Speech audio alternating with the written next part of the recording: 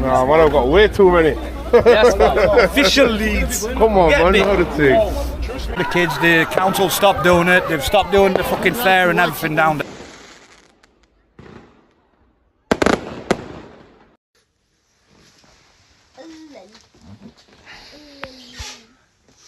Mama. What is it? I don't know. Paula what? Paula Hustle. Okay, let me know before you like that, yeah?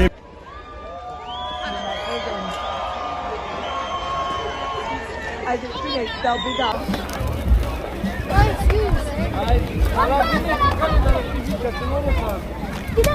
me.